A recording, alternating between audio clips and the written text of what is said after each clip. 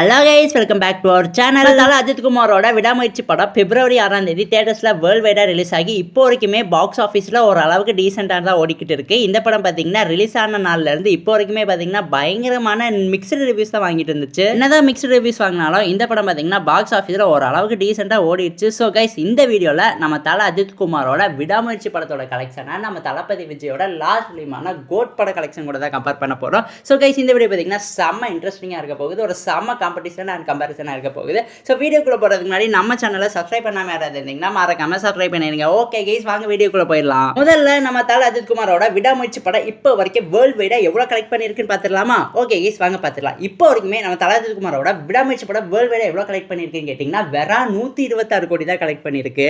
அதே மாதிரி நம்ம தளபதி விஜயோட கோட் படம் பார்த்தீங்கன்னா வேர்ல்டு வைடாக 450 கோடி கலெக்ட் பண்ணியிருக்கு. நம்ம அஜித் குமாரோட விடாமுயற்சி படம் வேர்ல்டு வைட் கலெக்ஷனை விட நம்ம தளபதி விஜயோட கோட் படம் பார்த்தீங்கன்னா 3 மடங்கு அதிகமாக வேர்ல்டு வைட்ல கலெக்ட் பண்ணியிருக்கு. அதே மாதிரி நம்ம தளபதி விஜயோட கோட் படத்தோட வேர்ல்டு வைட் முதல் நாள் கலெக்ஷன் எவ்வளோன்னு பார்த்தீங்கன்னா 126 கோடி. ஸோ இப்போ வரைக்குமே பார்த்தீங்கன்னா நம்ம அஜித் குமாரோட விடாமுயற்சி படம் கோட் படத்தோட first day box office world wide கலெக்ஷனை கூட பீட் பண்ணல.